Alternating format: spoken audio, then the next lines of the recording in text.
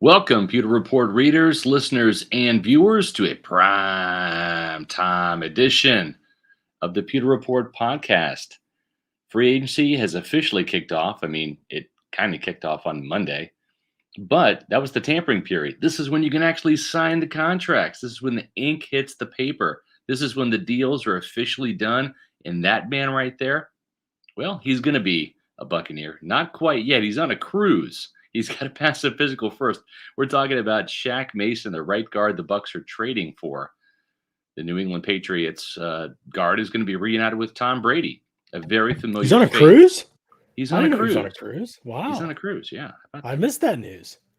Speaking of familiar faces, I'm Scott Reynolds of Pewter Report. That is John Ledyard. Actually, that's John Ledyard right there. There you go. Of Pewter Report, and we're happy that you've joined us tonight for a primetime edition of the Pewter Report podcast, sponsored by our friends at Celsius, of course. We'll get to them in just a minute. But John, a busy day today. Not a whole bunch of news because the tampering period allows the news to kind of come out first before these deals become official. But we did have an interesting signing today on the heels of the Buccaneers making a play for Russell Gage to be their number 3 wide receiver, stealing him from division rival Atlanta. The Buccaneers bolstered their wide receiving core yet again today. Yeah, for sure. And bringing back Breshad Perriman, a 1-year deal, Scott. I don't think we have like official numbers on that yet. It's going to be cheap. Nobody wanted him last year. Right. It's going to be a cheap deal, but just to compete for the wide receiver 4 spot, I mean, that's exactly what you want. You want speed on the outside. You want to get somebody who can play the Z, who can move inside, be versatile. I don't think he's even guaranteed a roster spot, to be honest with you. I don't think he's guaranteed the number 4 receiver job, but I think he's played his best football in Tampa Bay. He's played his best football in this offense. And so why not for what it is to be cheap? Now, if he were the number 3 guy and they were just like, you know what, we'll resign him cheap and we'll go with him as our number 3 guy, I'd have big concerns. But as somebody to compete for the 4th spot with a whole offseason back in the offense, he flashed enough that I'm okay with that. What was important to me was that they showed that they needed to upgrade the number 3 spot with the signing of Russell Gage. That showed that they were aware that Perriman can't be more than what he is, or probably won't be more than what he is, but worth bringing him into the fold to see if he can at least be a splash play guy for them. Exactly. And the interesting thing with Russell Gage is the contract became official today for Carlton Davis. The Bucs signed him to a 3-year deal worth $15 million per season. And it was good to see Carlton today. He was very happy and excited. Of course, he's a heck of a lot richer today and well-deserved after putting in 4 He was years. happy and excited, Scott, but you can never really tell with him. He pretty much speaks in the same tone of voice every single time that he talks. He's just very calm, and John is just one kind of of those like things where I'm really excited and happy to be back. Didn't want to go anywhere. always wanted to be in Tampa. My Just family's here. That's right. He's just a very calm dude. He's a very chill guy. Yeah. Never really see him too worked up. So, but he was happy. Yeah, and it was cool. He kind of just said straight up. I don't know how many players have said, Scott, in the time that you've been covering the Bucs, just kind of like straight up, like, yeah, state income tax was a big reason why I came back to Tampa Bay. Yeah. That was funny. It's really the Bucs' hidden weapon, John. And there's a couple other states, right? Nevada's one of those that doesn't have state income tax that benefits the Raiders now. Boy, what a change it is for the Raiders going from one of the highest, maybe even the highest taxed state in California, in Oakland. Now you're the Raiders franchise in Las Vegas, and you can compete with the likes of Tampa Bay and Tennessee and other states that don't have state income tax. Like the Titans benefit from that as well, I believe. So that's certainly something that has been a factor. It's one of the things that Mike Greenberg, Jason Light, Jackie Davidson use when they're talking to agents. And that's exactly why you saw Ryan Jensen, the Bucs center, stick around for $13 million. Now, he wanted to be the highest paid center in the league. And guess what? He is. Not on overthecap.com. If you go there and look, it's still Frank Ragnow making $13.5 million. Well, I guess it's Kelsey now. Kelsey got the 14. Yeah, that's true. Just for 1 year. Yeah, but Kelsey's playing in Philadelphia. So the Pennsylvania state taxes, right? And the state taxes 3%. that Frank Ragnow pays up there in Michigan, which are pretty high. There's a difference. I think when it all breaks down, the take-home pay for Ryan Jensen, with Florida having 0 state income tax, he actually is going to pocket more money at $13 million than Kelsey will at 14 and Frank Ragnow will at 13 and a half. Right. It's a great secret weapon. But anyways, I was talking to Carlton Davis today, and I asked him about Russell Gage. And John, I knew you want to talk about him. We had Matt Matera on the podcast yesterday. I want to get your thoughts on Russell Gage. He said that, listen, this is a guy that has made a lot of DBs look silly. I think one of those guys was Sean Murphy-Bunting last year when Russell Gage went off for 130 yards, I think, on 10 or 11 catches in Atlanta. And this guy's route running ability is really what separates him, according to Carlton Davis.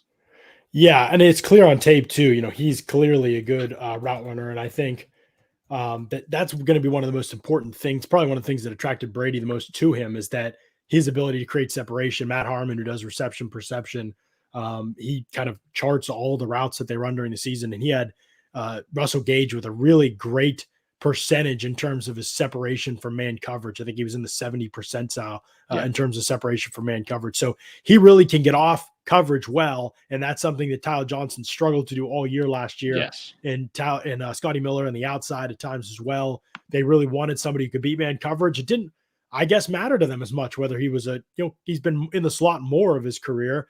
Is Godwin going to play outside more moving forward? Not totally sure. We'll have to see how that one kind of shakes out. But Gage played outside more than he played inside. We've got some breaking news. We have a picture of Tyler Johnson wide open right here that we're putting up on the screen. It's a rare sighting. You had me to draw that to your attention.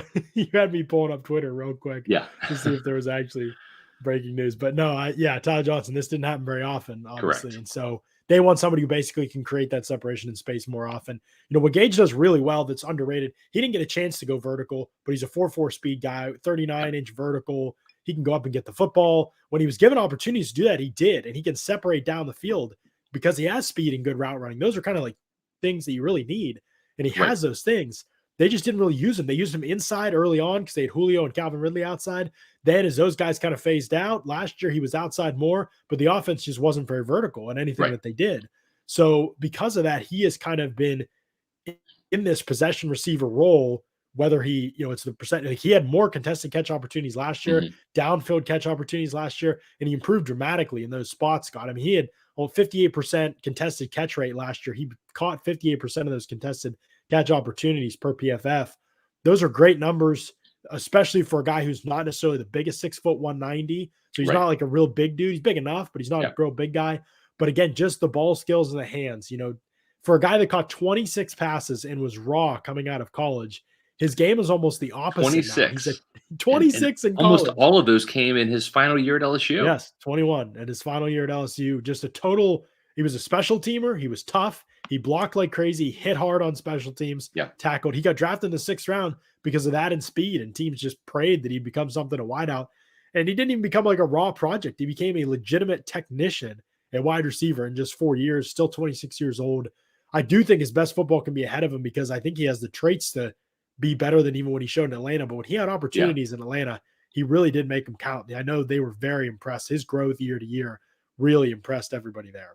Yeah, I agree. What he reminds me of when I went back and watched some highlight reels from him today, he reminds me of a better version, and I'm kind of dating myself here, but a better version of Carl the Truth Williams when he played back in the 90s under Tony Dungy. Was really a punt returner extraordinaire, the best punt returner in Bucs history, but he also got a role on 3rd down. Matter of fact, there were billboards around town when he got an Adidas deal, John.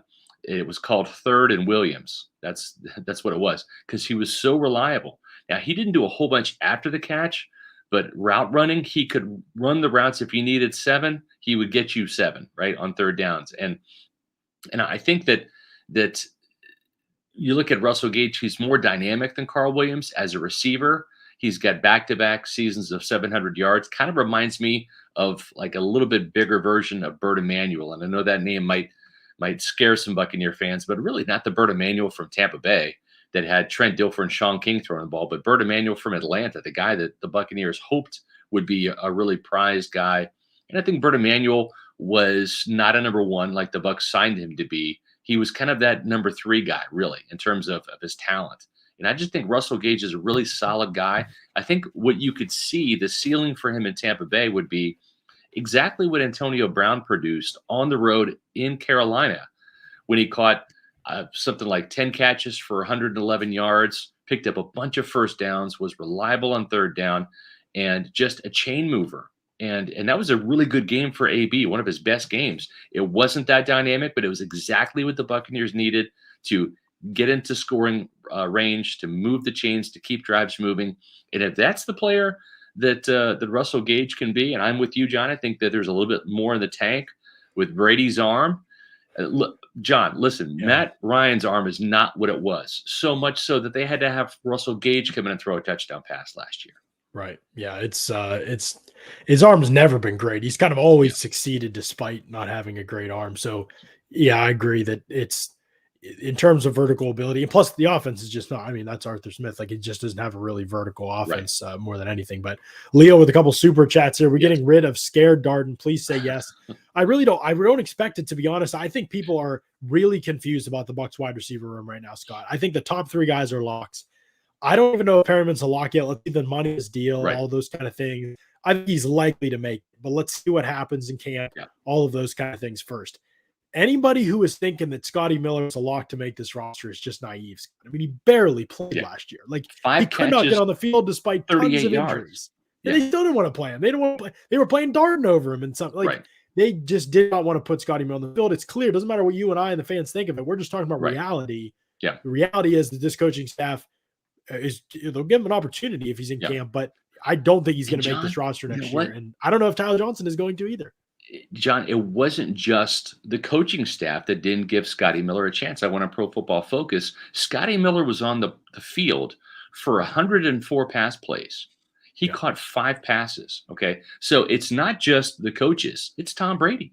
And everyone wants to go back and wax nostalgic and romanticize the touchdown catch against Green Bay. And it was one of the biggest plays in Bucs history. He has that going for him. I get that. But this is the NFL. This is what have you done for me lately league, right?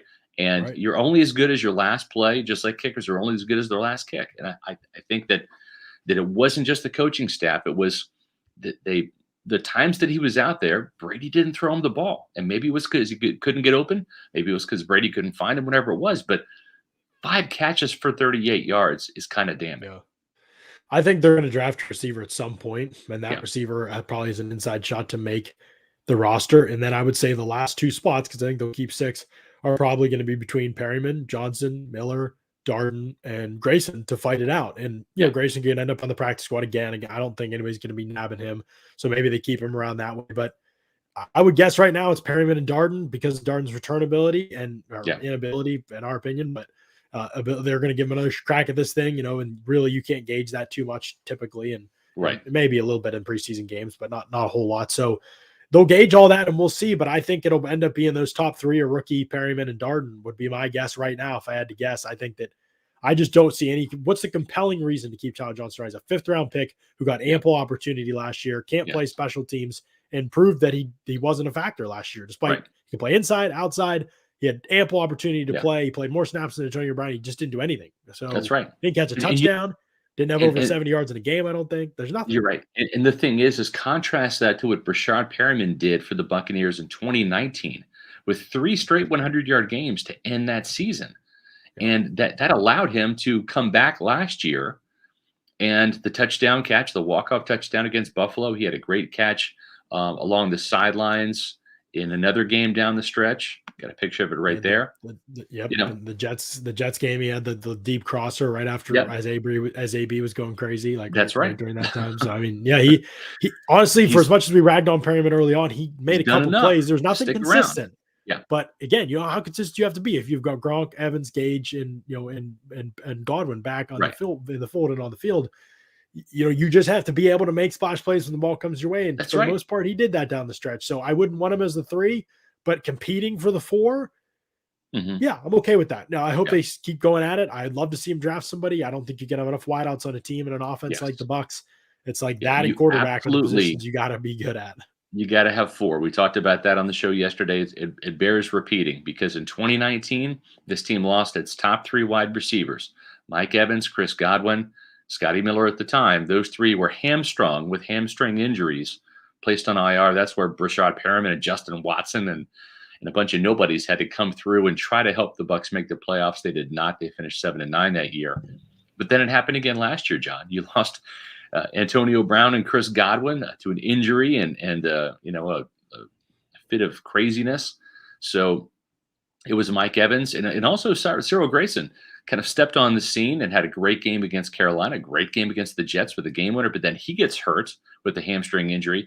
And it's basically at that point in time, Mike Evans, Rob Gronkowski, Tyler Johnson, they didn't have enough weapons. You need 4 really good wide receivers, guys that can come in and as John said, when the ball's thrown your way, if you're the number 4 guy, you got to make those plays. You got to have the walk-off touchdown. You've got to have the sideline catch.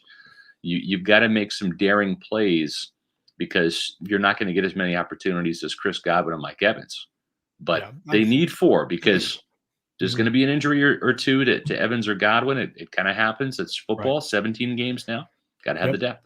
You got to have the depth. Absolutely. Leo with the $5 super chat. We appreciate it. As always, Leo just funding the Pewter Report podcast. And we appreciate it, Leo. The new Bucs contracts are 3 years. Do you think this is a sign Brady's going to play for 2 more years? Also telling Gage they're building something special.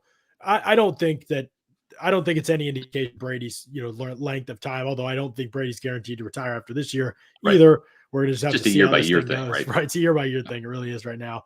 And he's definitely not going to make any commitments. What I think is you're seeing younger players want 3-year deals because they know the TV deals over the next 2 years are going to make the cap skyrocket, and they want to get back on the market before they're too old. So Carlton Davis will be back on the market by he's 28, I think, and then Russell Gage will be 29. So they're going to have an opportunity to get back on the market for a lot of these guys. Shaq Mason will obviously they're just inheriting his 2-year, what's left of the 2 years of his contract. But that's a signing I haven't even talked about yet, Scott. I want to talk about that later in the show. But first, we appreciate everybody who jumped in here and watching the show right now. If you could hit the like button, give us a thumbs up right now. It helps boost our YouTube SEO, spreads us around. More people can find us.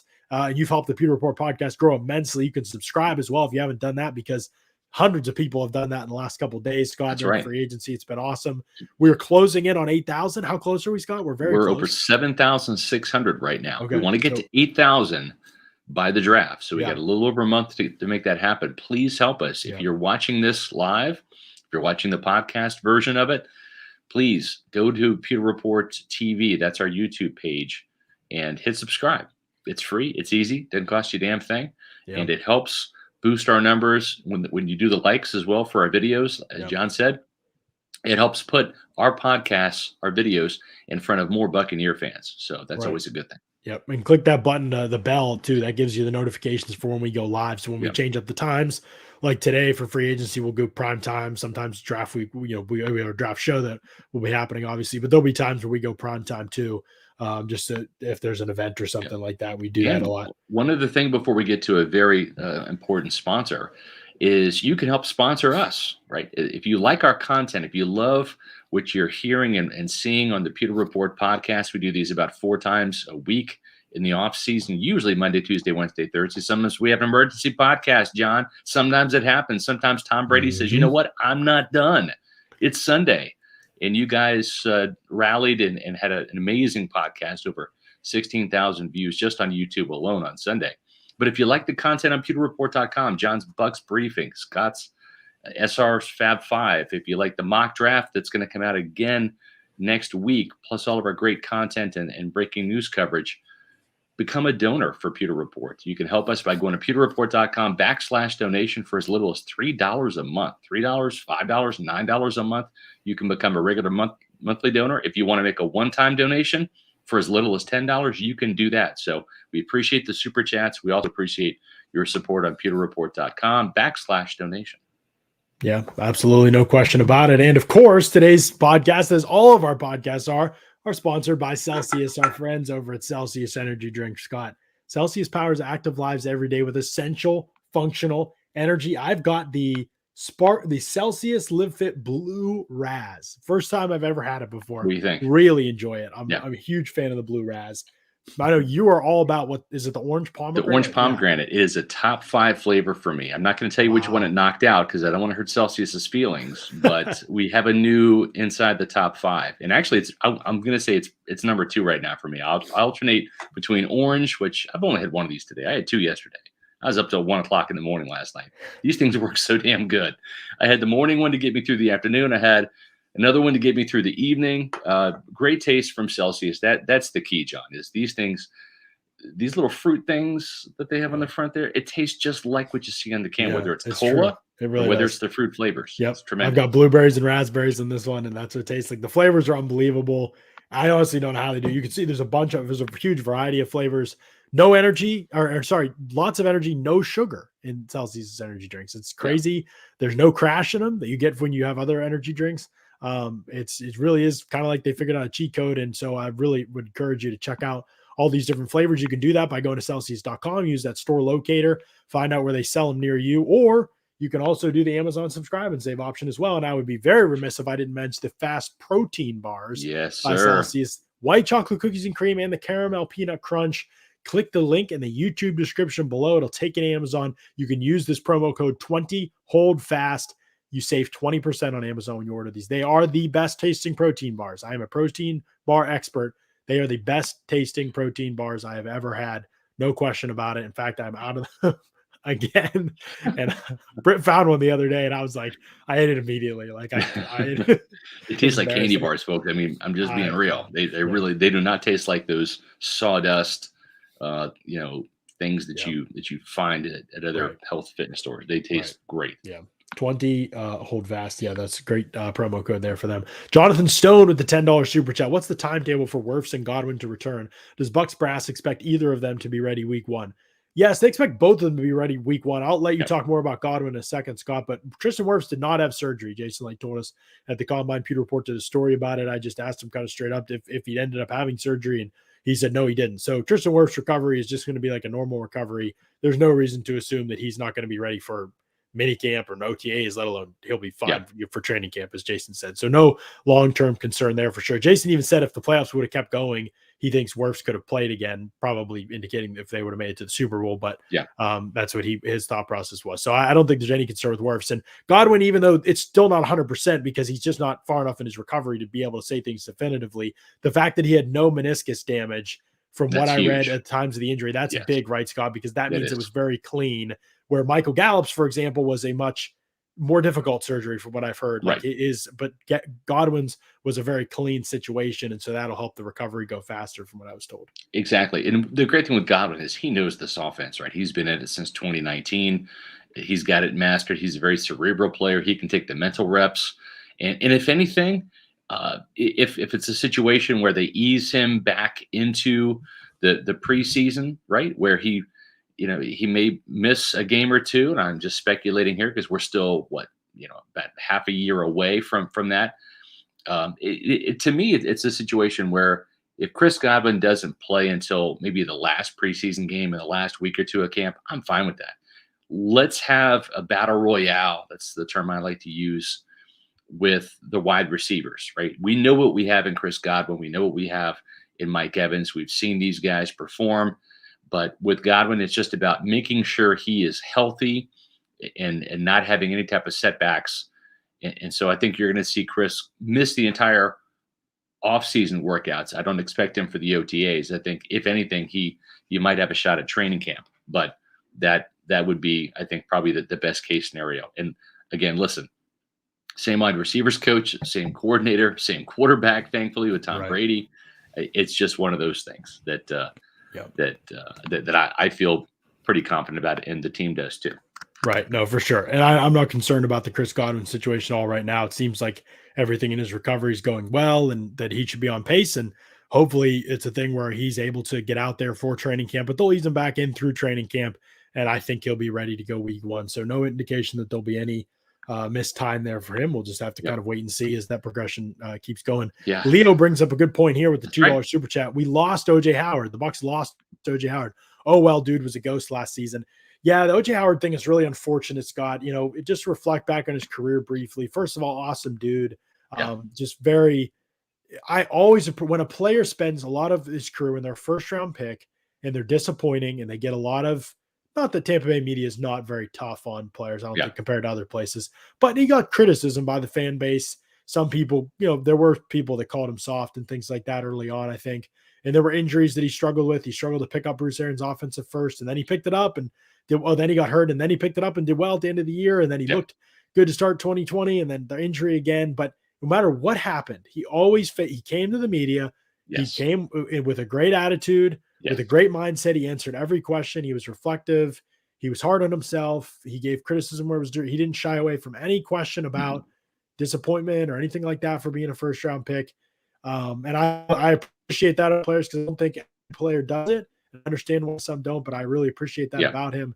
It just wasn't happening on the field. And this past year, honestly, Scott, he didn't really look like he belonged on an NFL field yet this past year. Even though he was physically cleared to play, I think it was the athleticism and the confidence. John. It just wasn't. Even the way he moved, it was just so everything was just it didn't look right all year. Yeah, and if there is a concern with Chris Godwin, and each injury and each player is completely different. So I'm just throwing the OJ example out there. I'm not trying to be a doomsdayer whatsoever, but I'm just telling you, because I've seen it before in my 20 plus years of covering this team.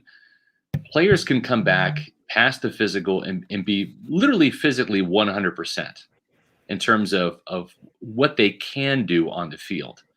But what they do on the field and what you're accustomed to seeing them do on the field, sometimes that doesn't fully happen until the next year. Sometimes your first year back from a devastating knee injury, at Achilles, whatever, shoulder injury, it will take a year, what we call the comeback year, right? You came back from the injury.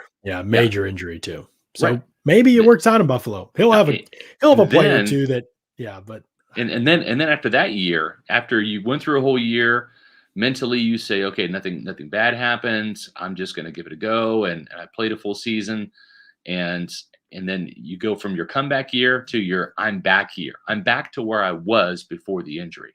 And I hope that happens to OJ. Sometimes you just need a fresh start. I think he's one of those guys. I think Ronald Jones is another player that needs a fresh start elsewhere with another staff. Right. I think so too. It's good for him to have that start. Certainly a good offense. I mean, good spot to be in. And he's never going to get focused on in Buffalo. If he gets out there, be the number 2 tight end, or at best, maybe lower than that, depending on what else they do in free agency. But obviously Dawson Knox is the clear number 1 guy. The Bills had some bigger business today too. They signed Von Miller, obviously, to a massive contract. Now that contract is obviously some funny numbers in that contract. 60-year contract for a guy who's going to be 33 years old in 10 days would be unquestionably stupid. It'll be like a 2 to 3 year thing. Basically, the rest of the money is just, hey, if you're still, he's 33, right? He'll be 33 in 10 days. Yeah. So if you're still kicking butt at 36 for whatever reason, we'd keep you on the roster. Yeah. But more than likely it's going to be a 2 to 3 year thing for Buffalo. And it's good. It's good. It's a good strategy by the Bills, because look, the AFC is just absolutely insane right now, Scott. I mean, I've never seen anything like it. Every team in the AFC, it's West. The AFC West is nuts. Yes, absolutely. 3 teams that look like they're totally loaded up. Then you see, I mean, the Titans are going to be, probably the top dog in the South, but the East is loaded up. The Ravens have made some great signings, Zadarius Smith and Marcus Williams, trying to get that defense back on point. Yep. The Steelers have made some moves. They don't have a quarterback, so they won't be a factor really. But they just signed a quarterback, John, Mitch Trubisky.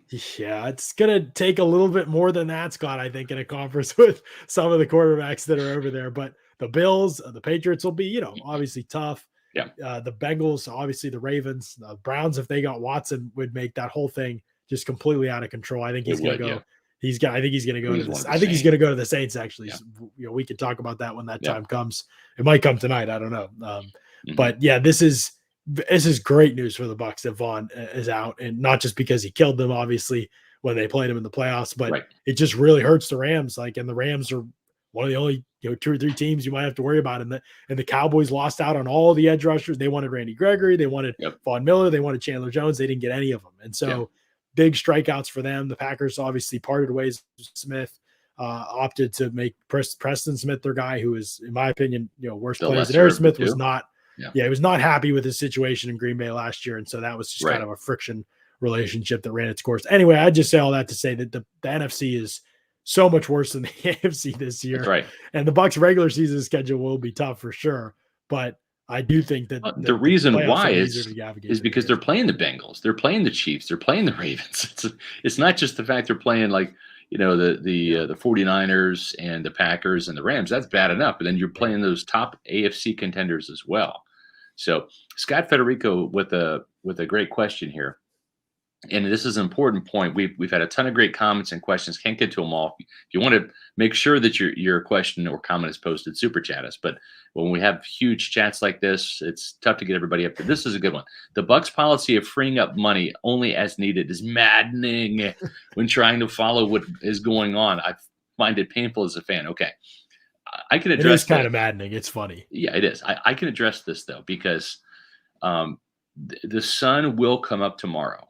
Okay, like that's a given. It will. Now it might be cloudy. You might have the sun rays come in your face, but wherever you are at 6:37, whatever time it is, it's going to come up. And the reason I say it is the Buccaneers are always going to be cap compliant. At 4 o'clock, they were cap compliant today. All throughout free agency, they must be cap compliant. They must be at or under the salary cap. And Mike Greenberg is the best in the business at making sure that happens.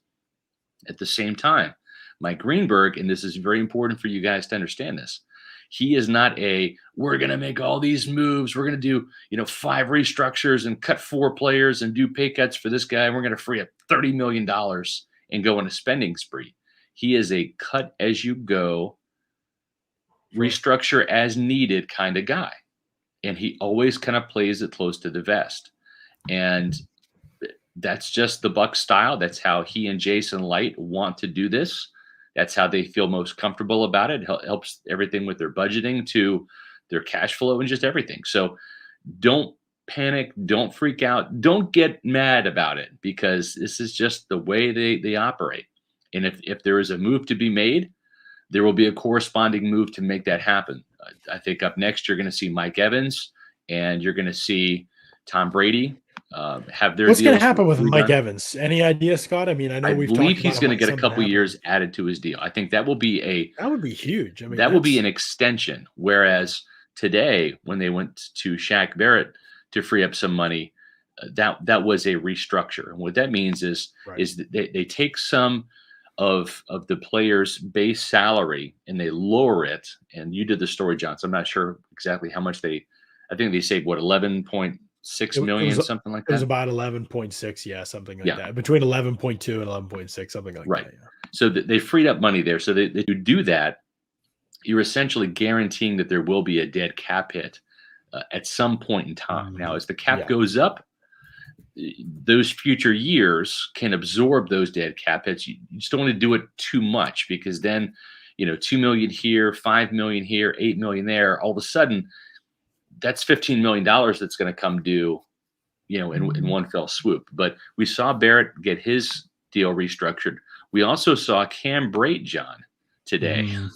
Wow. Take another pay cut, essentially. Just a Bucs legend. I don't know how else you can say it, Scott. Just incredible what this man's done. He is going to play out a 6-year contract, which is unheard of for anybody to play out a 6-year contract, really. They even get a 6-year contract. Right. And what's unreal about Brate's situation is that for the last 3 years, the team has been able to get out of it with no hit.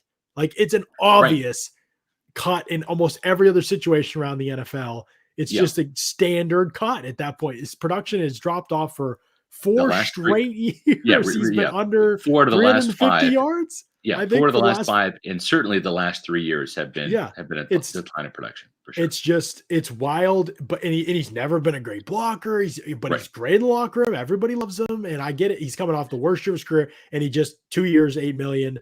And I'm sure next year is very little guarantee. I'm sure they just guaranteed this year something like that, and then next year's not really that guaranteed, and maybe they'll just keep playing this game with him. I don't know. At this point, like, the guy has 100. He goes to Harvard. He's getting married this weekend, I think. Married on this weekend. Yes. Yeah. I mean, he's Kelly, Griffin, who's his best friend, right?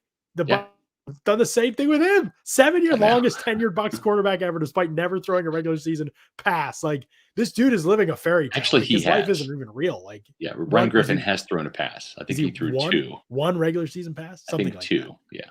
Okay. Maybe completed 1 of 2. Either way, just insane. I mean, he's, again, Griffin, not even close to an NFL caliber player, but he stuck it out here. Again, great dude. They like him. It's just amazing. Brate's whole story is amazing.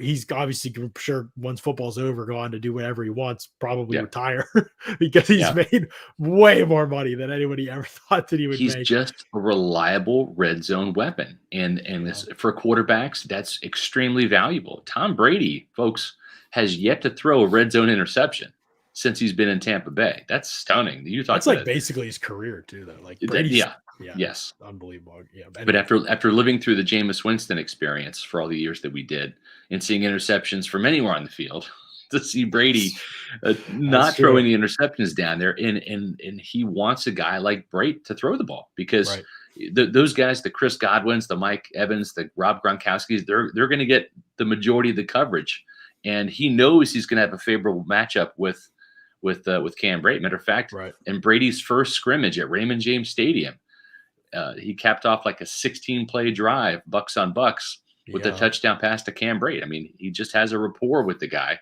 And you go back to Scotty Miller's touchdown against Green Bay. Well, I'm telling you, right after Jordan Whitehead forced the fumble and Devin White recovered it, that touchdown catch right there by Cam Brate was as big as it gets. That gave the Buccaneers the cushion they needed because, remember, Brady threw 3 second-half interceptions at Green Bay. So Brate is 2 touchdowns away from passing Jimmy Giles and being the second leading receiver in terms of touchdowns, only behind Mike Evans. Brate has 33, Giles has 34, Mike Evans 75. I have, again, this is a small signing. He's hopefully going to be tight end 2 or 3. But this just isn't a good, like, I know people love Brady and they're going to, say whatever, but how is it a good move? I mean, it's his production's dropped for forever. People could say, I think he's going to be tight end 3. I think they're going to go and draft the tight end. He was better in 2020, Scott. But in 2021, I mean, 57 targets. That's not a small number of targets. It's not like he wasn't just being used. He had tons of opportunity. He caught 30 passes. He had more drops than any year of his career. He averaged 8 yards per catch, which is a career low for him. He caught 52.6% of his targets. That is by far his career low. Yeah. He looked lost. He wasn't good. He isn't a great blocker. He's Cam Brate. You got to bring him back. I know. I'll get killed in the chat. Everybody loves him, and I love him too. I think he's a great dude. Yeah. I love it for the locker room. It just, there's no way you can say his play on the field deserved him coming back. And hopefully he can still make some plays in the red zone. I'm not trying to I don't want to be the guy who always, I'm not saying anybody will do this at Pewter Report because we don't do it here, but I don't want to carry water for everything the organization does. This is a small signing. This is not a big deal at all, but I'm just saying, I hope he's a tight end 3. I hope draft the tight end, and then eventually Brady becomes tight end 3. He becomes the savvy, reliable veteran. If Gronk misses a game or 2 to injury, I hope he bounces back. I mean, he could. It just, there was really no point last year at which he looked like himself. Going to be 31 in July. Exactly. July 3rd, and it's not like he's. No, I mean, there's room, he can drop off a little bit, and that's kind of it because he's not the most skilled dude. It's not like he can. He's not like Gronk where he can lose a little bit and still be a monster in some way.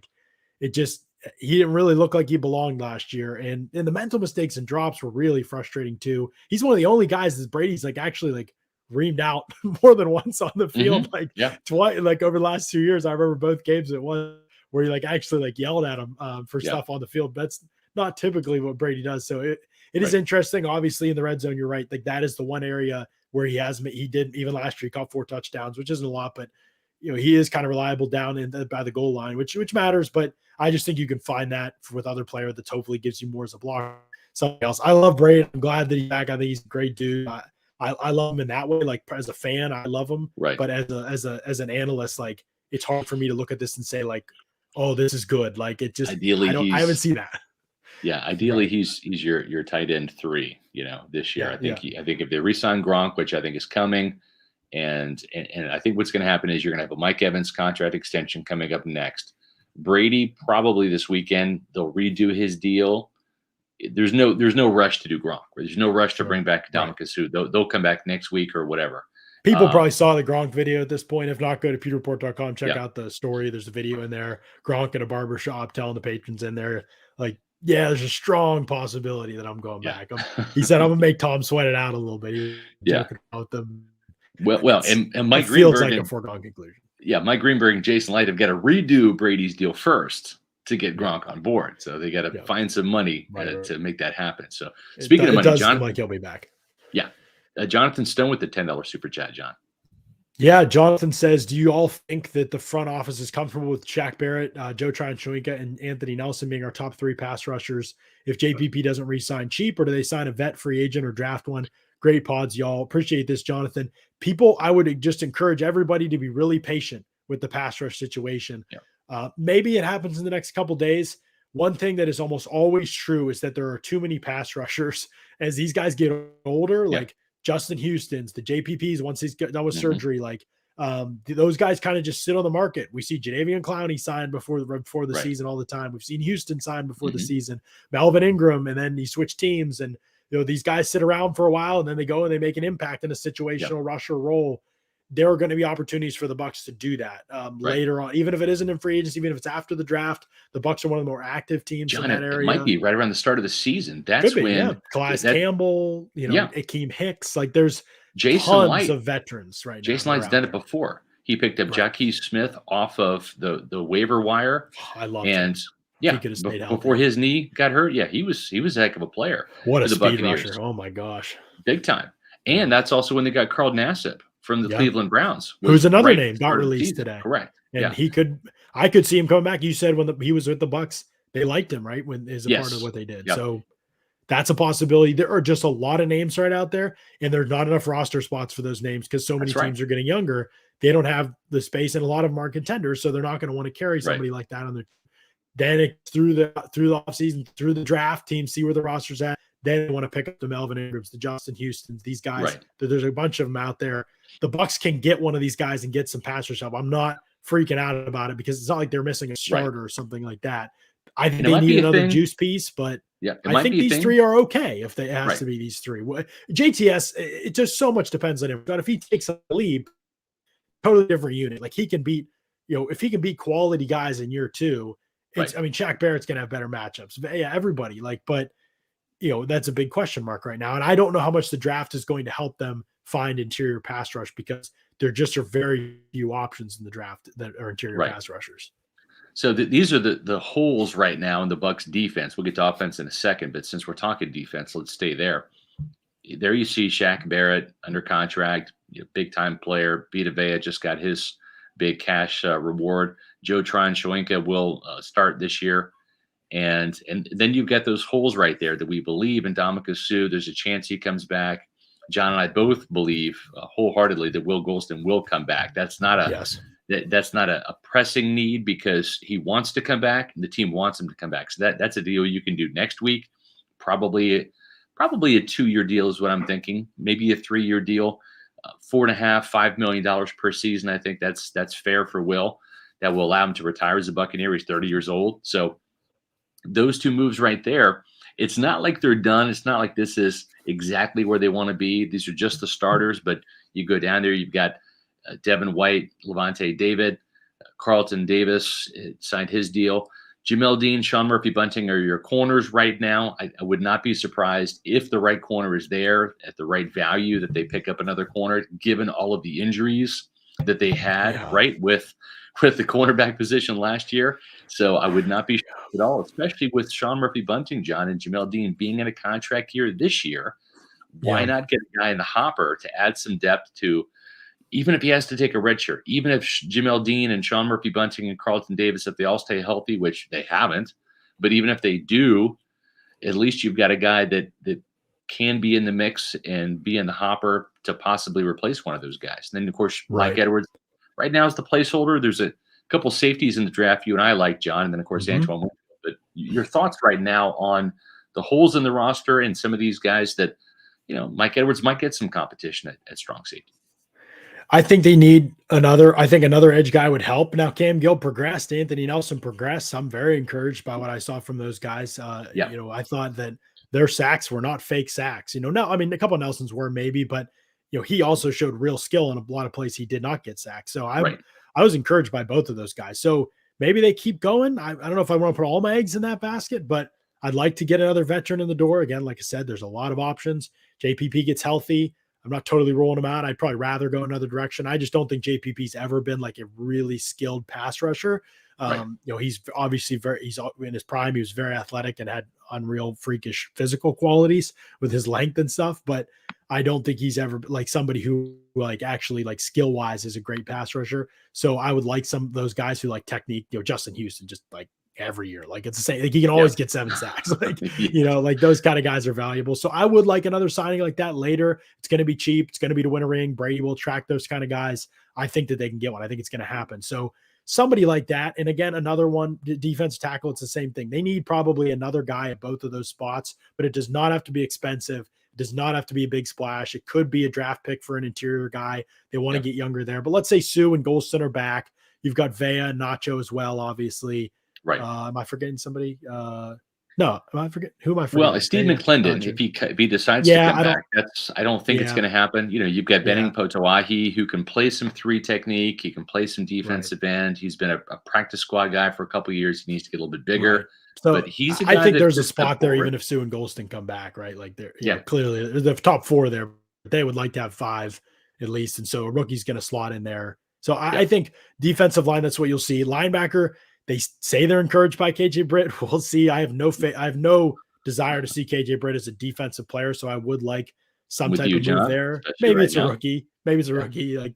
But again, we're talking about low quality. Like we're talking about low tier signings. I don't think it'll be Minter. Could be though. But the real question I have is corner, Scott. I don't know. Like, can we assume that Ross Cockrell, just because he's under contract, is their desirable CB4? It didn't really feel like they wanted to play him last year. Like he kind of got benched. They certainly didn't down the stretch, right? They played Mike Edwards in the slot once he came back from the suspension.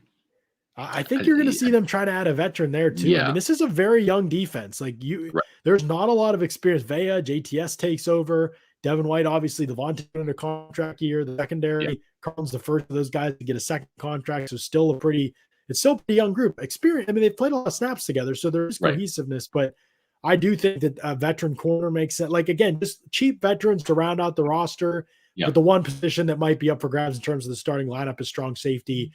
I just don't know how Edwards and Winfield fit field together unless you're willing to move Winfield's position more often. And I just don't know if they would trust Edwards as a post safety all the time. Right. If Winfield were to take Whitehead's spot. So that's the one I cannot see them being settled there. And I think that there may be a strong safety coming in the draft.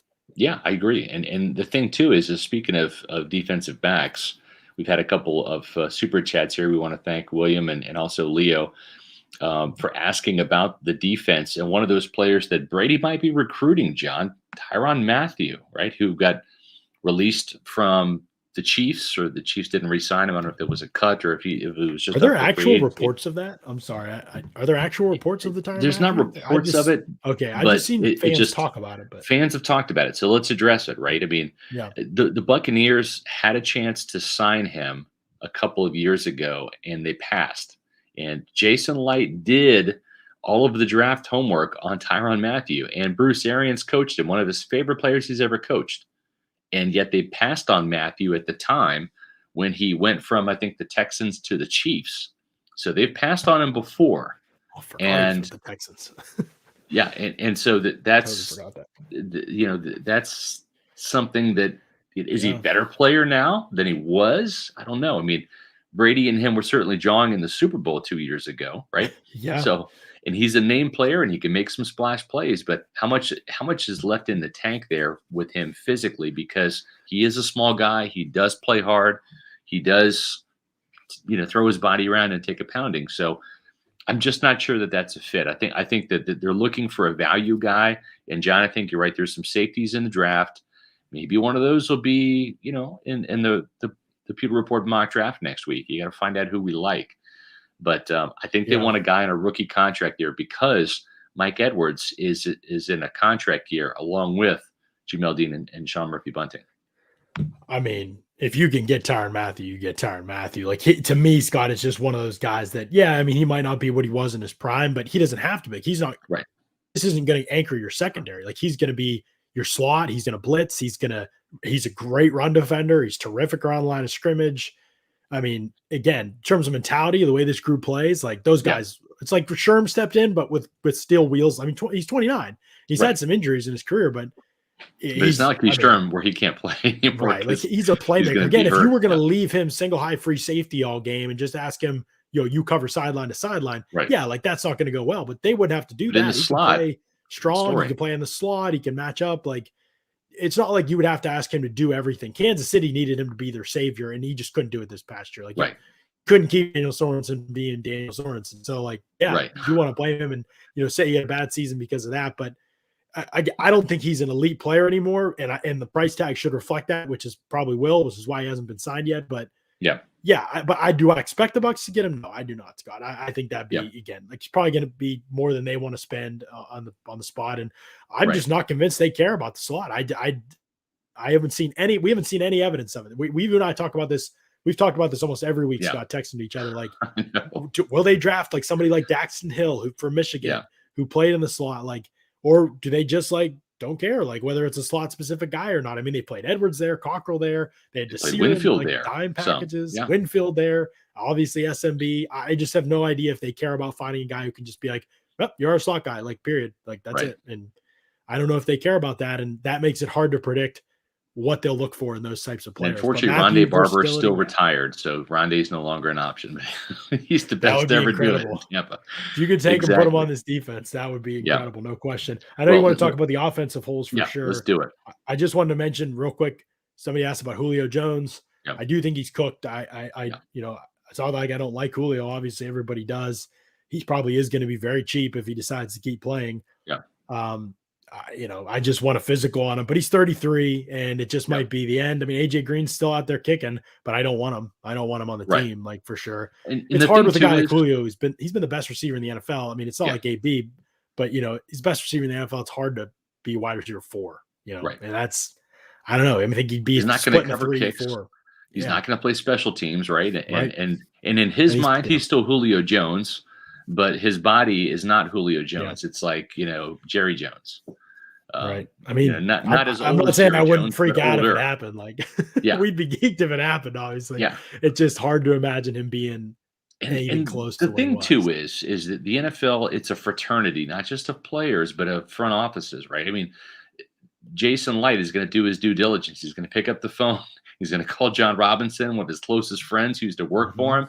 He's going to say, what are your thoughts on Julio? And he's going to say, oh, the guy that we traded 2 picks for that did absolutely nothing for us but was hurt, the guy we just cut, that guy? He played 10 games and didn't do anything. I mean, but he missed 7, obviously. But, it was nothing. 400-some yards, like a non-factor. Maybe it was a bad fit, but with a guy like that, if you're still super talented, if you're Julio, you're making an impact no matter what. And he just didn't do anything. Randy Moss did that right up until the end. I mean, Randy wasn't like in his prime, Randy, but even out of his prime, Randy was still a damn good player. And I think with Julio, it's just a different story. He's had foot problems, and that's just not a good mix for wide receivers. But speaking of offense, though, boy, I think this was a move that really caught Matt Matera and I off guard during yesterday's podcast in the 4:00 hour. Trading for Shaq Mason. Jason Light has done this before. He traded for Logan Mankins, who was on the way out the door in New England. He was an older player, but he was exactly what the Bucs needed. Matter of fact, his last season in 2015, Logan Mankins was a Pro Bowler for the Buccaneers. So Jason Light works the trade magic again. He's done it with Logan Mankins. He's done it with Jason Pierre-Paul. He has done it with, Steve McClendon, with Rob Gronkowski, and now Shaq Mason. So Jason Light rarely trades for players, but when he does, boy, they have some impact. And I think this guy, John, is stepping in at right guard. He's undersized. One of my favorite players coming out of college. Loved his tape at Georgia Tech. And this guy's an absolute beast in the run game. Shaq Mason, what are your thoughts? He's right. I mean, he could, like, it's not a stretch to say that he's now their best run blocker on this unit. I think that's actually definitely true. He's probably one of the best run blockers in the NFL. He's obviously a very good pass protector as well. I don't see that to diminish his pass protection ability at all. I mean, certainly there are times when he's struggled with specific matchups, like super athletic guys when they get put on the interior, or edge rushers when they get put on the interior that make him move laterally a little bit. But unbelievable grip strength, unbelievable power, can absolutely displace people. Pad level's terrific. Technique's terrific. His get Basically off made is himself unreal. a pass protector. Yeah, Yeah. he basically made himself a pass protector, Scott. Like in at Georgia Tech went triple option when he was there, and like he just was a run blocker. Like he never really passed that at all. He didn't get invited to the combine. I don't know if you guys mentioned that yesterday. But it's crazy. I know. The thing is, he's a weapon. I mean, he is not just a blocker. He is a legitimate weapon at the second level, pulling kill you on screens. Yeah. He is an absolute weapon, and just a tremendous pickup for the Buccaneers. For a fifth-round pick, and he's cheaper than Alex Kappa's contract. Like that's one of these days. Why, Jason Light's getting arrested. He is going to get arrested for grand larceny because he fleeced the Giants for a third-round pick. Right here, you take the third rounder. We'll take Jason Pierre-Paul. Pierre-Paul has 12.5 sacks. Back in 2018, was a Pro Bowler. In 2020, helped the Bucs win a Super Bowl. Gronk obviously Pat's fourth round pick, but Gronk for a fourth. Yeah, I mean the dude has done absolute work. There's you cannot tell me there's been a better GM over the past 5 years than Jason Light, and this was another indication of that. Now, literally the only concern I have with Shaq Mason, he's been a top 5 guard. He's been consistent. He's never missed more than 3 games in a season. He has missed a couple games each of the last 4 years, I think, something like that. It hasn't been a lot of time. There haven't been significant injuries, so I'm not overly concerned about it. But when Bill trades somebody, you start to wonder, is the body, you're breaking down a little bit. You traded Gilmore, and Gilmore didn't look like himself in Carolina for sure, and the body obviously was already breaking down him with the injury he had coming into the year. So you wonder it, but there's been no indication of it yet with Shaq Mason. So it's the only thing that you're concerned. He's still young, 28. Right. I mean, he's been, again, a 7-year starter since he got in the league. He's been starting, and he's gotten better really every single year. Last couple years, just been an elite guard in the NFL. One of the few just consistently rock solid players in the league. This offensive line, if you consider Shaq and Marquette pretty much on the same tier, which I think you do, will it be better than last year's group? The cohesiveness, probably not. But let's see who they draft. If they were to draft, I talked to a couple people today after you and I talked, Scott. What's the chances Zion Johnson might be there? And some draft experts were telling me they think he could be there 27 still. It does seem like Kenyon Green, some teams like him more maybe. So we'll see. It's going to be kind of a long shot. I mean, once you start getting the 10 picks out from the Bucs pick, it's going to be kind of white knuckling it to see if a Zion Johnson gets there. But I mean, formal interview with the Bucs, he's personality-wise, schematically, physically, athletically, he's technician. He's everything that they want. He's a natural left guard. It's like a brainer pick that would make this offensive line unbelievable. I mean, he and Shaq Mason are just killers. So it has a chance to be better. What, John? Right now, if you look at that left guard position, right, because Shaq Mason is a right guard, that's where he's going to play. If you look at the left guard position, you've got Aaron Stinney, who they brought back, and he's going to be highly motivated, right, to come back and on a contract year. He's got a chance to win that starting job and really show out. And the team was appreciative of what he did in some spot duty last year, but also in the Super Bowl run, right, when he filled in for Alex Kappa. Then you've got Nick Leverett, who played against the Colts. He was a player that really stood out to you and I in training camp and to the Buccaneers. He played left tackle. He's a very athletic guy. His natural position is guard. He's got a guard body, but I think that they like his versatility. And if they don't end up drafting a Kenyon Green, a Zion Johnson, I think they've got enough capable bodies in there to have that training camp battle royale and let these guys duke it out. Stinney, Leverett. They also have Sedarius Hutcherson, who they like, who missed all of last year with a knee injury suffered in the preseason, but he was a very dominant run blocker. Really needs to work on pass protection, but a very good run blocker at South Carolina coming out. You've got John Molchon, who's still in the mix, Brandon Walters. I think they've got enough bodies. For whatever reason, the guard position, they kind of stockpiled. And, we talked yesterday about the chances maybe even of Robert Hainsey, right? Since you've re-signed Brian Jensen, you throw him in the mix too, because he can play center. He's the backup center. So I think there's enough capable bodies there for one position. Right. You let them all duke it out. Yeah, absolutely. What's great about it is, and this is how the Bucs always love to set it up, they don't need to draft a guard. They could go the whole draft without taking one, or they could take one in the first round. And that's the luxury you have when you filled out the roster with so many consistently good signings outside the roster and draft picks. You just don't, year to year, you don't have that many holes, so it gives you more flexibility in the draft. You don't have to do any one thing. I feel like they have given themselves options, to work in at left guard to compete there. And Right. Stinnie, it's not like Stinnie's never played. You've got a good idea who he is as a player, so it's not going to be a total mystery like it kind of will be with Hainsey. Now, Right. Hainsey has more upside probably, and Yeah. they rave about Jensen raves about him, like he loves him. You can tell, Yes. and Jensen's a Leverett guy too. He already said that he loves Nick Leverett Yep. too.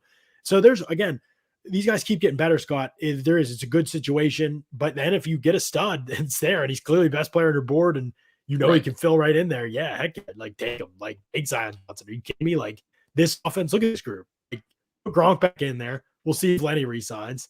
But like then add Zion Johnson left guard. I mean, come on, like that's a group of killers right there. Like there's just it's a deep draft for tight end. So you draft another tight end. You could even pick one on day 3, and he could end up being the number 2 behind Gronk.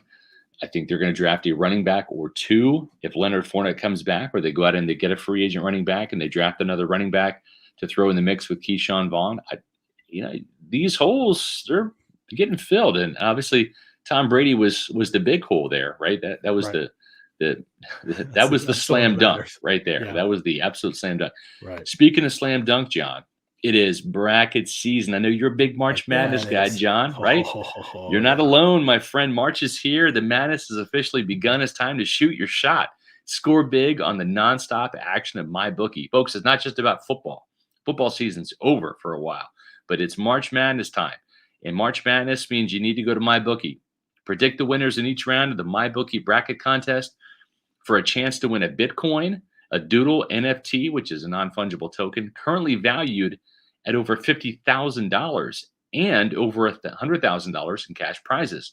Whether you're looking to fill out multiple brackets, betting on the national championship winner, or simply looking for those player and in-game prop bets, MyBookie has you covered. Sign up today with MyBookie. Use the promo code PEWTER to make your first deposit, and they're going to give you a free entry into the My Bracket contest. So your first game is absolutely free when you sign up using the promo code PEWTER. Selections for the bracket will officially begin on March 13th. That was a couple days ago, and they end tomorrow, St. Patrick's Day at noon. So do yourself a favor. Get into the action tonight or first thing in the morning to make sure that you get your deposit in using the promo code PEWTER to get that free entry into the My Bracket contest. Bet anything, anytime, anywhere with MyBookie. I know we're getting close to time to wrap it up, but I want to get to the last of these super chats, and we have to talk about the running back position, I think, before we wrap up. I know a lot of fans have asked, and we owe that position a brief discussion here, but great super chat here. Appreciate this $5 super chat. Lack of interior pass rush glaring last season, especially on third down. Need an interior defensive lineman who can pass rush with Vea, one move. Golston better than Sue, priority. Other ideas? I think Golston, Sue both back. I don't think it's good. Those situations aren't going to be. There's nothing about them that'll be prohibitive to the Bucs, and nothing about them will be prohibitive to the Bucs adding another player to the mix. Again, they're 4 guys. If they bring those guys back, not a concern in terms of being able to add another guy. Here's the options, though, Scott, in the draft: pass rushers. Devontae Wyatt, if he's there, which you and I don't think he's going to be at 27, and he's not even a great pass rusher right now. He has all the traits to become one, but right now he's not like a great pass rusher. It's hard to find those guys coming out of college. So it's a very top heavy draft. We like Travis Jones and Jordan Davis. How much can they be pass rushers? Mm-hmm.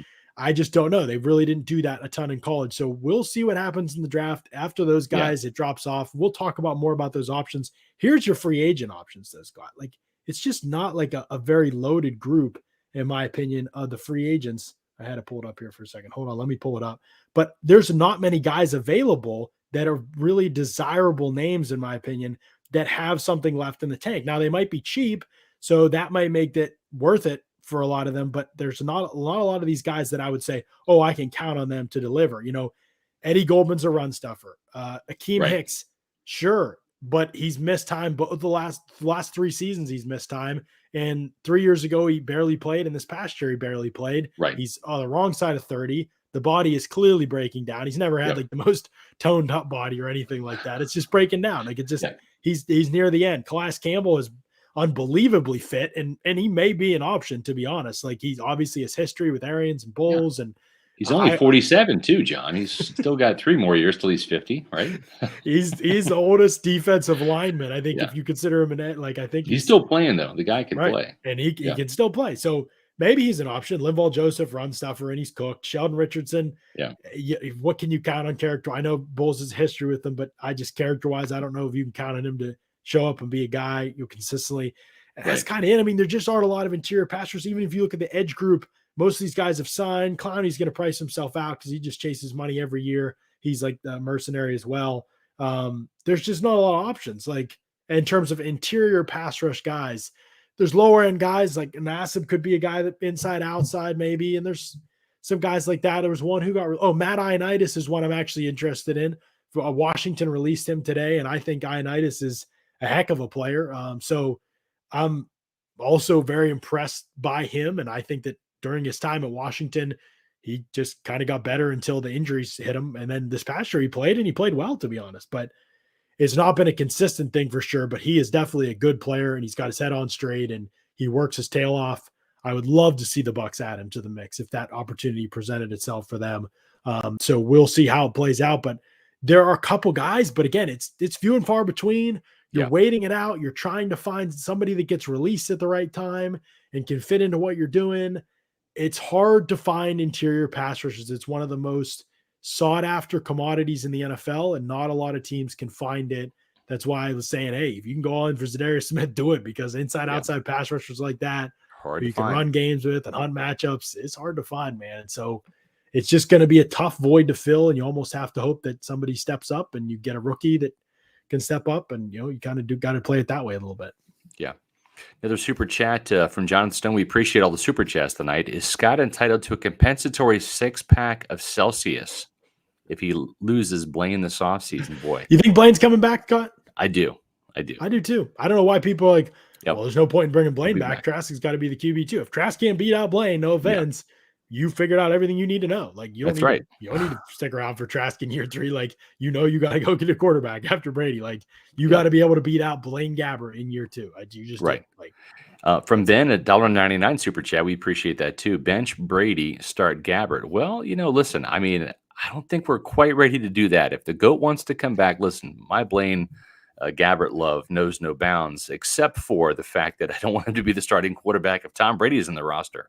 But I do want to see Blaine play more because Blaine is undefeated when he enters the game. So I do want to see a little bit more Blaine. I think that's the key to victory for the Buccaneers every Sunday. Yeah, it'd be nice to see more Blaine. Be nice to see beat him out to defense to Blaine. I'd like to see Trask get some of those garbage time reps, Scott. That wouldn't hurt. Yep. Well, speaking of Blaine Gabbert, and he would be a good investment, John, in terms of making sure that the Buccaneers have a reliable backup plan when it comes to the quarterback position. And if you're looking for a reliable backup plan for your finances, right, you want to save some money, maybe for your college funds for your kids, maybe for retirement.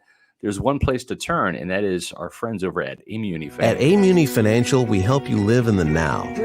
Congratulations. We're so happy for you. Thank you. And even though the now may feel very different, you still need to plan for the future. How's retirement treating you? Oh, just fantastic.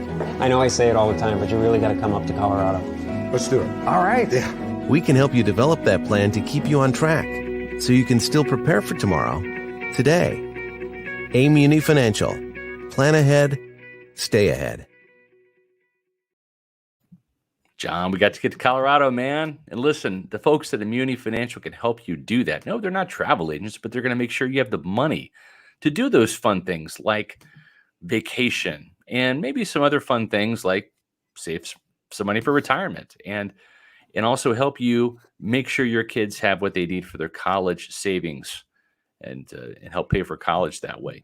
But listen, managing your family's wealth means more to Amuni Financial than simply allocating your assets. It means legacy planning, brokerage and advisory services, those retirement accounts I was telling you about, in addition to the college savings accounts and insurance services. With over 40 years of experience in the Tampa Bay area, do what I did. Let Amuni Financial help you plan ahead and stay ahead. That's right, folks.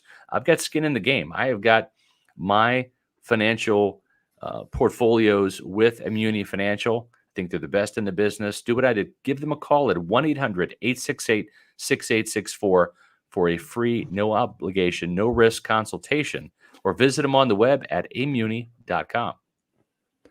Scott, before we wrap this thing up, what in the world is happening with the Bucs running back situation? Leonard Fournette has not been signed. Ronald Jones has not been signed, which we don't expect him back with the Bucs. But Giovanni Bernard has not been signed. The Bucs only have Keyshawn Vaughn under contract. The running backs are almost done in free agency. Melvin Gordon's out there, but he's not even a passing downs option. I mean, of guys who've been actual ball carriers like Sony Michel, I mentioned him in my battle plan. I wouldn't hate that. I know Patterson, but Patterson's like a change of pace back. He's never been a feature guy in his career. Right. And this would be a schematic change for him. You can't, even if you sign him, you couldn't count on that. I mean, there's just nothing. Like Darrell Williams is a third down back. You and I love Jerick McKinnon as a third down. We've somehow missed him in free agency. You and I tell you, how do we miss Jerick McKinnon? He's a free agent. That's right. I'd like him more than Gio back, to be honest. Yeah, he I would gets too. stuff after the catch way more than like. I would love think that they stuff. waited out. They, because after this week, then you really have what is called the B tier. You have the A tier guys that get all the money, D-tier, right, buddy? Well, it's between B, C, and D, depending on how much some of these guys are going to get. But I think it's just a waiting game, and that's what they did with Fournette last year. If you remember, they waited, and he tested the market, and it dried up, and he came back, and I think that's what they're counting on again. And clearly a draft pick at some point. Will happen, I'm sure, because they won't sign that many guys probably. But if they ended up coming out of this with Leonard Fournette and Jerick McKinnon, which the longer Fournette goes without signing, when everybody else is signed, Scott, like James Conner signed, Raheem Mostert just signed with Miami. Right. Chase Edmonds signed. Like these other guys have signed. This is like the longer he goes without signing, the more likely it is that he goes back to Tampa Bay. That's right. how this thing works. It doesn't mean that he will for sure, but he loves Brady. Right. I'm sure Brady's been in his ear. One of the first guys I'm sure Brady's been calling and talking to. We need a back. And it's not going to be Rojo because Brady ain't calling Rojo. I'm sure about that. So if they came away with those two with Vaughn, this offense, Scott, Gronk comes back, drafts Zion in the first round. Right. I mean, there's not going to be better units in the NFL anywhere on any team. Yep. No, I'm with you on that for sure. We did. I just have no idea. I have no idea. We did forget a super chat. Christopher Oxentine, if you can ask that without giving us the money, I saw it. It's already passed. He asked Joshua Williams, the corner. Williams. I have not seen him, but he's a bigger corner, I think. But we'll have to watch him, Christopher. I think that's who you asked about. Correct? Yes, it was Joshua Williams. Yeah. Okay. Yeah. So we apologize. We'll have to watch. Got to get that up. Yes, I will say this: he's on my Buccaneers, list. They're not looking at any cornerbacks that are shorter than 6 feet tall. That's their preference. That's their range. Thick boys in the draft. Yep, exactly. Anyway. So I haven't studied him, but I will. Thanks for putting him on my radar. He's a corner. Yes. Joshua Williams is. Sorry, I didn't know if you knew that. Yep. But I do want to say that there will be 2 running backs taken in the next Pewter Report mock draft. That's going to be coming out next week, probably Monday or Tuesday. So Buccaneers have actually done that a couple times. They drafted Raymond Calais in the 7th round, who was supposed to be kind of a kick return guy. That was the same year they drafted Keyshawn Vaughn in the 3rd round. So Jason Light's kind of done that before, taking a running back early, taking a running back a little bit later. Todd Bowles was at the pro day today, along with Mike Beal, the Bucs director of college scouting at Georgia. James Cook is a player that's on the radar. That might be kind of a day 3 running back pick. Yeah, it's actually Dalvin Cook's younger brother. So he was, and remember they interviewed with him and and that was just about every back that was there, to be honest with you. They talked to pretty much all of them. So they're going to draft one. Yeah. They might draft 2. They really might, depending on how things play out in free agency. I don't think they're overly concerned about that position compared to other ones. It's the least important position on offense for them in their mind, I believe. Yep. But there's no doubt that it still matters because of the passing game. I think it matters because of that. So there still are some good third down backs available, plenty of good options there. So I'm not necessarily worried about that yet. Because like I said, McKinnon's out there, Darrell Williams is out there. Those guys are all good. Gio, all suitable options for that. What they need is who's going to get, because like it or not, they're going to give the guy touches. So it would help if it were an effective player. And so at this point, I would like Leonard Fournette. It's always good to hand the ball off to an effective running back. Right. Yes, I totally agree. I would like it to not be a total dud, like somebody who's going to fumble or kill the offense, at all times. Leonard is a very average ball carrier, but his progress in pass protection and receiving were really encouraging last year. And the reality is just that this is not a great running back class, and he is clearly the best dude available in free agency, and they're not going to trade for a running back. So given the fact that it won't keep them from re-signing anyone else because they've already re-signed all the most important guys, or they're going to. I honestly have I don't want them to give Leonard Fournette the bag, but I don't think they will at this point. Like I agree. I don't know. His market is weird. I thought he would go quickly this year, to be honest, because of that. He was just good last year, and he's already got the pedigree. So it's weird to me that hasn't happened. Max Borghi from Washington State is the next Danny Woodhead, Rex Burkhead for Brady.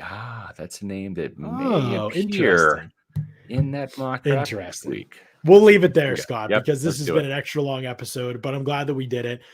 We aren't sure if we're going to have a show yet. It really kind of tomorrow. It kind of depends on what happens. If there's some breaking news or emergency stuff, we might jump on for a show if there's something significant. But we've done 4 shows this week. We've talked a ton. We're going to kind of keep it open the rest of the week. So make sure you're subscribed to Pewter Report TV and hit the bell so you get the notifications when we go live as well. Because if there is something happens, we will get on and react to it probably at some point during the weekend. We're also going to try to avoid March Madness. Yeah, sorry. And it's also St. Patrick's Day. I've got family coming in. Scott's going to be on some vacation. We're still going to be around writing and producing and on Twitter and all that stuff. But we're going to see what happens with the Bucs, and then we'll react accordingly if we need to do another emergency pod this week. So we do appreciate it's been an unbelievable week of shows. Y'all have been unbelievable. The channel is growing. Subscribe, share the channel, let the people know about Pewter Report. Let's help us get to 8,000 subscribers by the draft. We'd be ecstatic about that. So hit that like button, boost the YouTube algorithm. Appreciate y'all jumping in. The super chats are awesome. Y'all are great, always are. We appreciate you tuning in and jumping in for another edition of the Pewter Report podcast. Out.